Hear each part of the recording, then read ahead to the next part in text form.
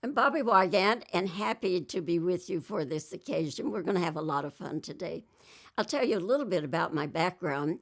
I have a broadcasting degree from Purdue University in West Lafayette, Indiana. And my husband also was graduated from Purdue, one semester ahead of me. He came to Fort Worth, Texas with a friend to help his friend drive the car back to Texas. And while he was there, he got a job at, of all places, WBAP radio. Then we were married, and 2 days later, we were married on a Saturday, and 2 days later, I was in Fort Worth, Texas, brand new Texan. Then WBAP was going into television, and my husband transitioned to the TV setup because he had theatrical lighting experience, so he was made the lighting director.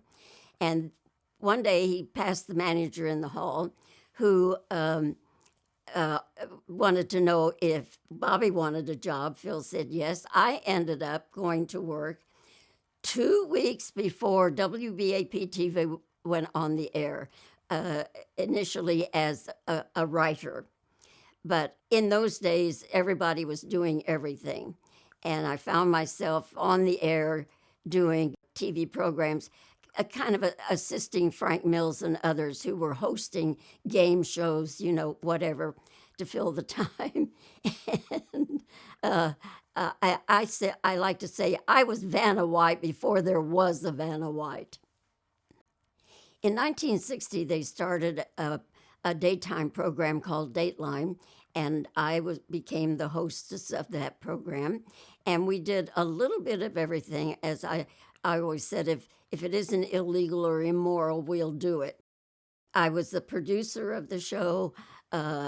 Any writing that had to be done, whatever had to be done concerning that show, I was doing it. But it was wonderful. I thoroughly enjoyed it. The film companies started sending out stars to promote movies because they found that TV was really effective in selling movies. So that's how I started building up this backlog of interviewing stars. My favorite celebrity interview was Bob Hope, but then I interviewed Bob so many times. He used to say, "Bobbie, you have enough stuff on me to do a 52-week series." But the first time I interviewed Bob, of course, I was very, very excited. I was a big Bob Hope fan from the word go. We were at the SMU Coliseum, and we were sitting on the edge of the stage during one of the breaks, and he was trying to get my name straight, and he was confused because Phil was there as promotion director, and I said, "Bob, my last name is Wygant. That is my married name and my professional name." I said, "Nobody would choose Wygant for a professional name otherwise."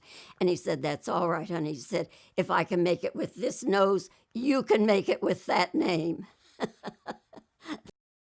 Another person I enjoyed interviewing, I never knew what was going to happen, but that was okay. He was fun to talk with, was Bruce Willis. When he did the movie Armageddon, I was there in Los Angeles to interview him. And, these are quickie little interviews, 4 or 5 minutes. I started out by saying, "You have been in every paper, magazine I pick up, you and your 3 girls." And I said, playing the father role. And he said, "I know, Bobbie, I know." He said, "It's not like the old days when you used to come up to the canyon and we used to dance naked all night." I thought, "Whoa, whoa, whoa, whoa, whoa, whoa." I said, "That was some other Bobbie."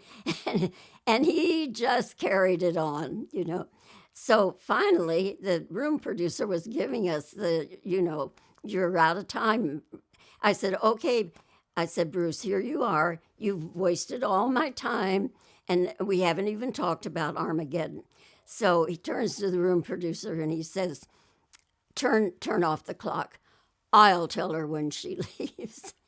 And he said, "Now, what do you want to ask me about the movie?" So, okay, we do the movie. Now there's a lunch break. I go in to introduce to interview the director of the movie, and right after lunch, and we're getting ready and mic'd and everything. And just as we're starting, Bruce sneaks into the room, gets down by the director, and leans into his microphone. He says, "Do you know something?" He said, "Bobbie used to come up to the canyon and we used to dance naked all night." One of my biggest events to cover was when the Beatles came to Dallas in 1964. Oh, so excited. But not just any press person could come. You were interviewed ahead of time, several weeks ahead of time, to get press credentials, and because space was somewhat limited. Anyway, I go the day of the press conference, and their manager comes out, and he gives us our instructions. You know, the Brits, everything is in order. So he said, when you want to ask a question, you'll raise your hand. When you're acknowledged, then please stand and give your name and your affiliation. So about halfway through, I thought I better get into this before they call it off. And I raised my hand. I was acknowledged. I stood up, and I started to say my name. And in unison, the four lads said, "Oh, we saw you on the telly today." And so that got us off to a good start. My question to them was, you guys are a phenomenon in show business, but when you made your first big money, what did you indulge yourself with? And each one of them, it was an automobile. And one was a Rolls Royce, and I don't know, Lamborghinis, and they all kind of answered at one time. But it was an automobile, each one of them. That was their first big gift to themselves. So when the press conference was over, I wanted to go up to their manager and say to him, "Thank you so much for allowing me to participate in this." And so he said, "Well, you're staying for the show." And I said, I don't have a ticket. And he said, "Well, then you'll just stay with me." So Brian Epstein and I stood at the foot of the stage all during that Beatle concert, and it was one of the big thrills of my life. I would have to say the most challenging thing in my whole career was November the 22nd, 1963. That was my 37th birthday. And I had a program that day, but they told me, they said, "Bobbie, the motorcade is supposed to get to the Dallas Trade Mart maybe during your program. If it happens during your time, between 12:30 and 1, we will cut immediately to the Trade Mart for President Kennedy." So I barely got into the program. I was interviewing Ray McKinley, the band leader, who was from Fort Worth originally and was in town that night to play at the Fort Worth Casino. And so I noticed my stage manager, Ed Milner, was doing all kinds of pressing the ear set in, and I thought, "What's the matter with Ed?" And then all of a sudden he put his hands up like that, which is no standard signal for on-air people to know what. But at the same time, on the monitor, it said news bulletin. So I knew to stop talking. And the news bulletin was from Bob Welch, who was on the scene photographing the parade, that there was an incident during the parade and the motorcade sped off. And he said sounds resembling shots were heard. And we'll have more for you as soon as we can get it. So anyway, that set off every little bit. They were breaking into my program. And they would say to me, "Bobbie, we're coming back to you, pick up where you left off." So fortunately, Ray McKinley kept his wits about him. And in a situation like that, when you're the on-air person, you just do what they tell you to do. You know, pick up where you left off and go on, and that's what you do. So it was like that through Ray McKinley and through the second guest, and then we sent it up to the network. And by the last time I came on the air, before we went to the NBC network, the announcement was that the last rites of the Catholic Church had been given to President Kennedy. And so then it came back to me. And I said, we mustn't read too much into that. Anytime there is any kind of an unknown circumstance, it's proper for Catholics. I'm Catholic. It's proper to receive the last rites of the Roman Catholic Church. So we signed off, went to the network, and at 1:07, it was officially proclaimed that President John F. Kennedy was dead. Some of my favorite legends I have to mention: Bette Davis and Olivia de Havilland. I interviewed Bette Davis and Olivia de Havilland together when they came to Dallas, and that was interesting because Bette Davis came in. It was a morning interview. I took it she was not a morning person. And she was very nicely attired. And but Olivia comes in, and she was, always very fond of French couture. And I know it was a French designed outfit she had on. And she was so charming. She said, "Oh, we hear such nice things about you and that you're such a good interviewer." But the whole time she's looking at the camera set up at the other end of the room. And she says, "If you'll excuse me a moment." And so Bette Davis and I sit down. And right away, Bette Davis whips out a cigarette and says, "Is there any coffee?" And Olivia's down at the other end working over the camera operator. And so I would look down that way occasionally, and there would be, moving this and moving that, and bringing lights down and so forth. And finally, she completely reset the whole stage down there. So she comes back, she says, "Miss Davis, well, you've been talking to our hostess here." She said, "I've been working with the cameraman." And she said, "Would you like to come and give your okay to everything?" Bette Davis said, "Livy, darling," she said, "in all the years I've been doing this kind of thing, I always have the same makeup and same hair, and nothing hurts and nothing helps." And that was her answer. So we go down, we get ready to sit down, and Olivia says, "Miss Davis," she said, "you'll be on that side, and Miss Wygant, you'll be on this side." It was a little settee-like thing, and she was in the middle. So, okay, now we do the interview. I go back to the studio, and when it was on film, and when it came out of the lab, I took a look. We were all gathered around looking at it, and as soon as the 3-shot came up, I just burst into laughing. And they're saying, "Why?" I'll tell you later. So I told them the story, because here we were, Bette Davis on one end, me on the other, Olivia in the middle. Bette Davis and I are looking like Godzilla, but Olivia was younger than springtime beautiful.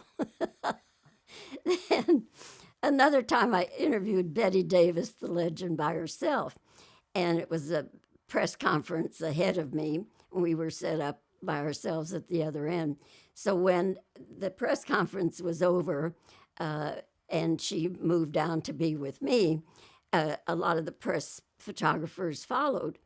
And so Bette Davis sits down, and she sees them, and she says, "1 minute, and then you all have to leave for the TV interview to continue." So one guy had an especially long lens.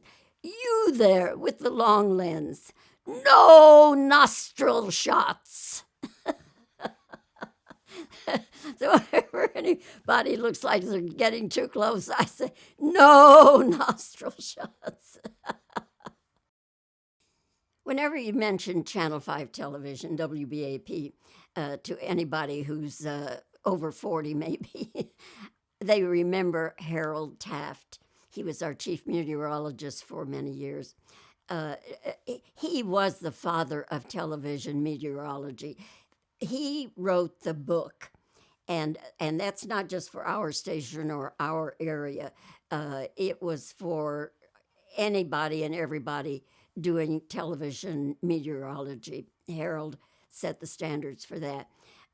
He was, he was a colonel in the reserves, and so he, people would call him the Colonel or Colonel Taft. But we were, I used to tease him all the time. I said, Harold, I have more seniority here than you do.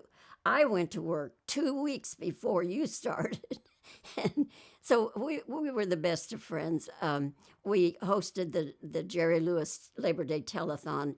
I did it for 16 years. I think he may have gone on for a couple of years more than that. But when I'd be working late at night, which was often, and I'd be in my little office, and I'd be working away on a script or something, and Harold would come and stand in the doorway. And he stood in the doorway, not because he didn't want to come in, but he had to listen for his phone down the hallway in case it rang. He would, go down and answer his phone.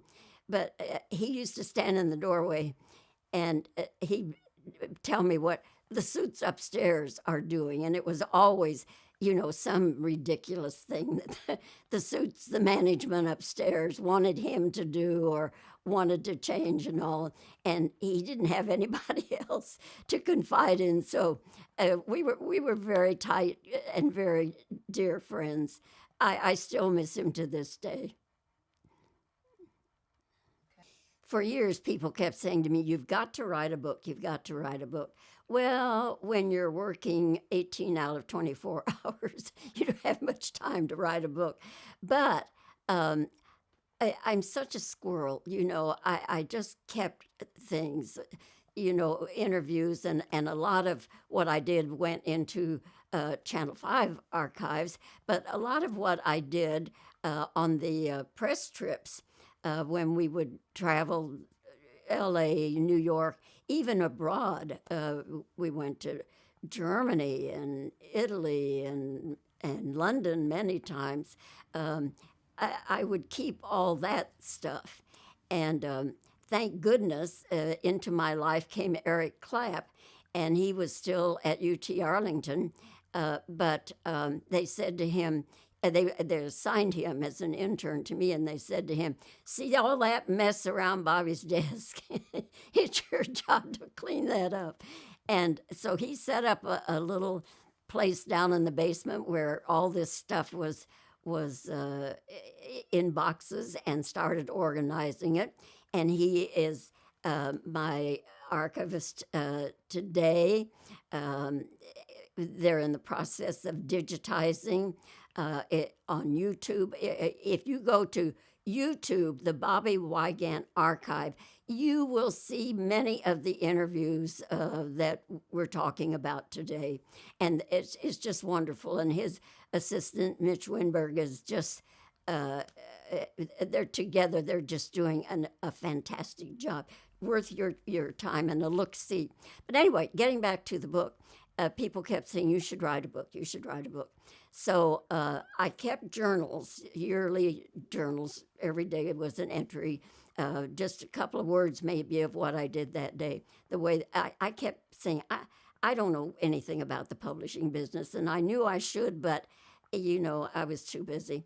Fortunately, the person who is the photographic editor of my book, Talking to the Stars is the name of the book, met up with the editor of TCU Press.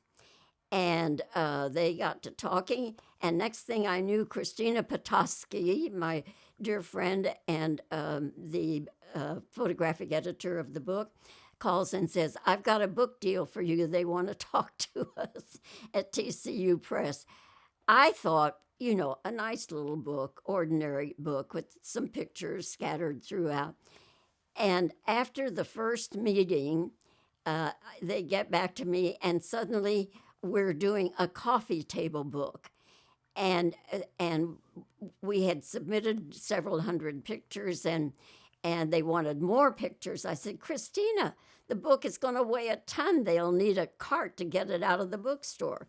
But anyway, that's the story behind the book. What I'm so proud of, and I just went along for the ride and did the writing, but what I'm so proud of is that people tell me all the time it makes a wonderful gift because there's something in it for everybody. It tells the history of Channel 5. It tells my times talking with stars, many star stories, and a lot of behind the scenes talk, and it's in chapters. There's a chapter about the Beatles, a chapter about John F. Kennedy, November 22nd, 1963. You can pick up any part of it and read it and put it down. You don't have to go cover to cover, page after page. So I'm thrilled with the book. I'm very proud of it, and I hope that that many of you will be interested in taking a look at it as well. My dream interview can never be. My dream interview would be Winston Churchill. Now, that may surprise you. But remember now, I grew up during World War II. And the way we got our news pictorially was at the movie house when Fox Movietone News or something would come on. And I tried to go to the movies almost every week. And I just became a big fan of Winston Churchill. And I was just flabbergasted at everything about Winston Churchill. He did, though, I have to say that I somewhat identified him with my granddad. They had some of the same qualities. My granddad ran the post office at Lafayette, Indiana. And, he could tell you how the cow ate the cabbage if he had to. And I loved that about Winston Churchill. He didn't mince words. But anyway, as time went on, I started gathering books, and I have a library of Churchill books you wouldn't believe. But if I could have interviewed Winston Churchill, I wouldn't so much have talked about the war and all that kind of stuff. He was a beautiful painter. I went to his house in Chartwell, England, once when I was there doing work, and it was like a pilgrimage, and it was like being in some wonderful museum or cathedral or something, and touching his desk and seeing all these things and many Churchill paintings.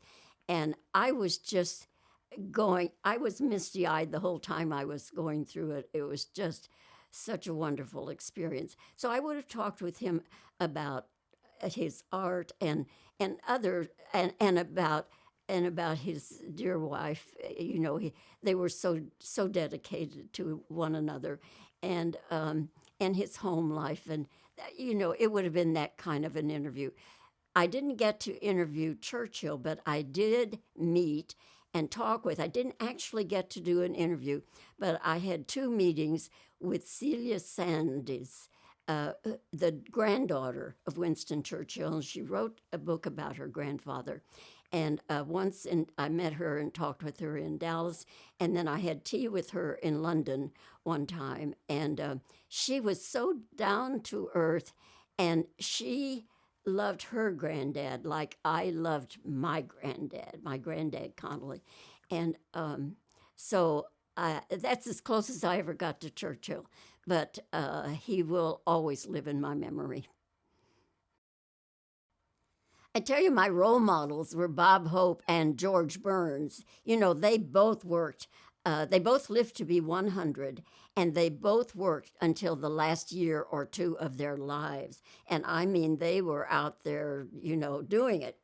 Um, so they were my role models. I thought I'm going to.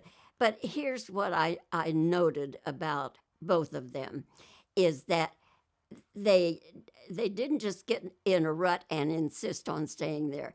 As times change, and particularly television, look at all the changes that television has gone through. You have to be flexible. You have to, you know, forget yesterday and move on to today and tomorrow.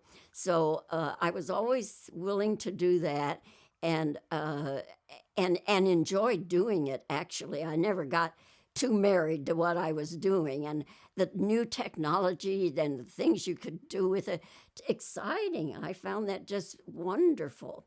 So I would say don't get too locked into your little comfort zone.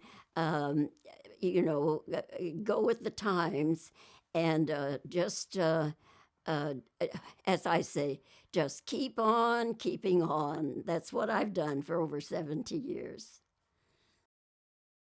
We probably used up more than our allotted time, but this has been fun for me. I hope it has been for you.